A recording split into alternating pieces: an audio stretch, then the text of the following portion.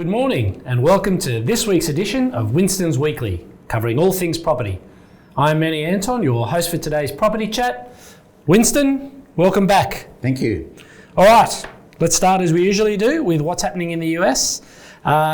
Just looking at this week and sort of towards the end of last week, US equity markets have continued to rally. The S&P, the Nasdaq, they're all hitting new record highs. Nothing seems to be slowing them down at the moment. Now, there were several data points out this week, such as some PMI. I think they had some related employment numbers, some PPI numbers. The summary of that is that it looks like it is showing signs that price pressure is starting to slacken a little bit now, and there has been some contraction by the looks of it in the economy over there. So this has seen US Treasury yields drift lower this week. Yeah. What are your thoughts on that? Well, notwithstanding the numbers that have come out, the economy is still doing very well, the US economy, and hence the reason why markets continue to push higher.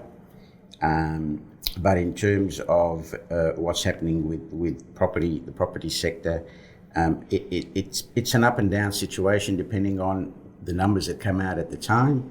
And as bond yields drifted a little bit lower, the REIT market sort of picked up a bit. So it's nothing new. It's as expected. We do still expect some volatility going forward, but remember the next Fed meeting is a little while away. And so we'll just have to wait and see until we get some better idea of which way the Fed is leaning. Whether those numbers, those slightly better numbers as far as inflation is concerned, will give them the courage to cut rates now remains to be seen. Yeah, it does. I think there was some commentary from a couple of the Fed members during the week as well, but basically saying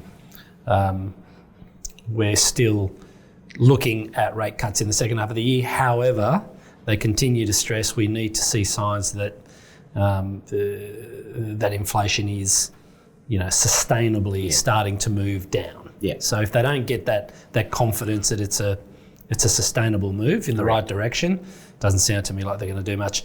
All right. Well, let's turn our attention to domestic markets this week. We saw some strong retail sales numbers, which I think surprised a little bit.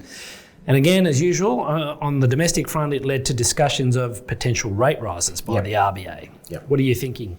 Well, this is the thing about the difference between the US economy and the Australian economy.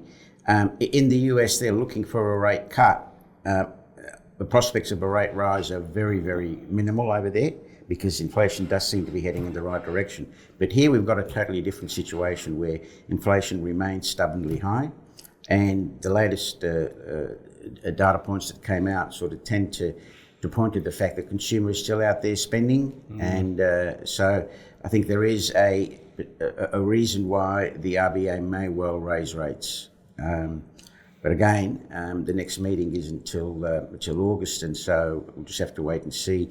The quarterly CPI, the June quarter CPI, should be out before then, before the RBA meets, in which case they will have a look at that number, as opposed to the CPI that was released a couple of weeks ago, is a monthly number. They prefer to look at the quarterly data instead.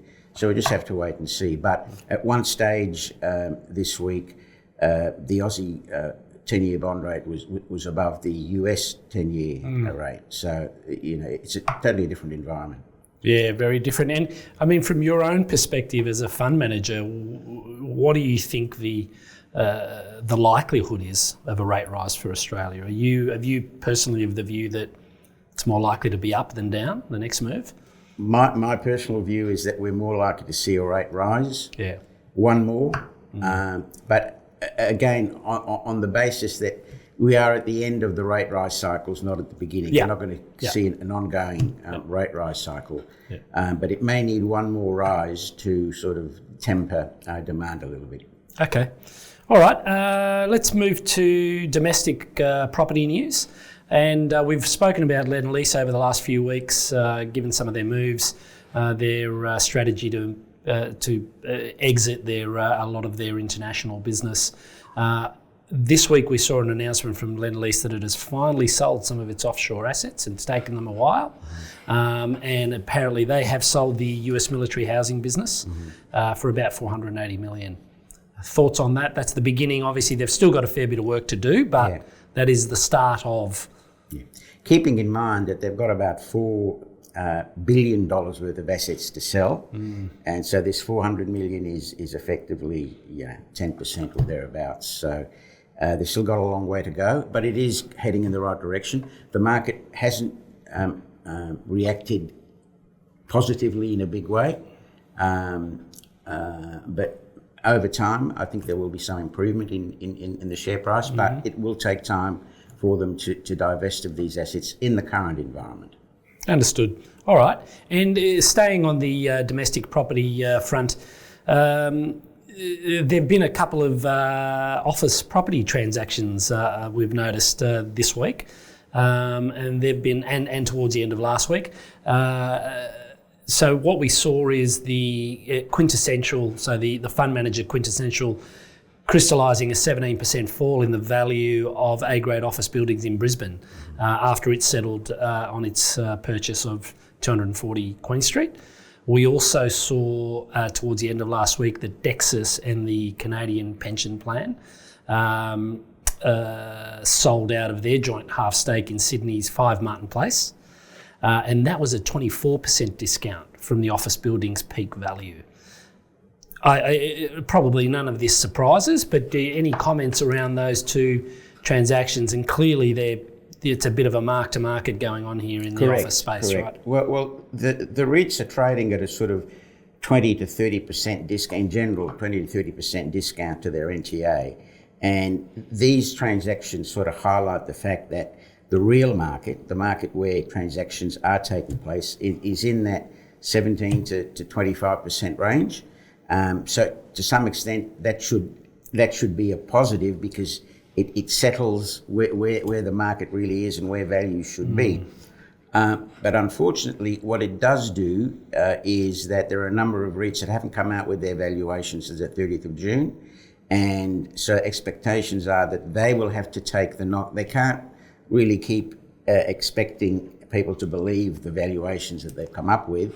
They've got to be a bit more realistic. And so we've seen some reaction in other stocks, like notwithstanding Mirvac did sell an asset, or didn't sell an asset, they have announced a joint venture on a new development that they're undertaking in 55 Pitt Street. But stocks like Charter Hall, expectations are that valuations will come back, which means their funds under management will come back, and that'll have an impact on their earnings going forward. Yeah. So there's still some rocky times to get over in terms of office. From a REIT perspective, where's the biggest danger in those mark-to-markets? What stocks do you think have the greatest risk attached to them of a valuation down if they... Well, Charter Hall is one. Charter Hall is a key Charter Hall is one. That's probably the most prominent at this point in time. Most of the others are not as big. Dexus has come out already with its valuations. Stockland, not as much office exposure than the others because they're primarily residential. But Dexus does have, Charter Hall does have a fairly large exposure. A time will tell. Okay, understood. All right, and just to wrap it up, looking forward to next week. Anything we need to be aware of in terms of property? Any news that we're expecting or that you're expecting?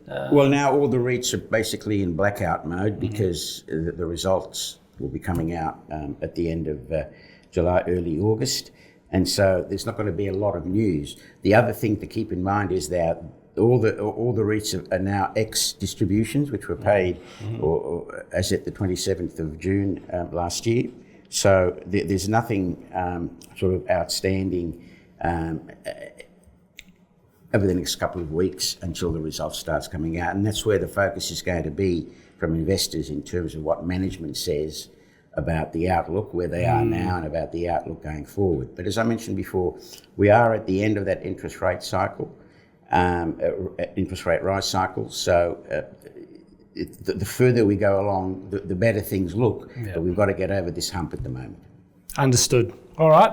Winston, thank you for your time and your insights today. It's fantastic. And it's a pleasure. We will be back with another edition of Winston's Weekly next Friday. Till then, have a great day and a great weekend. Thank you.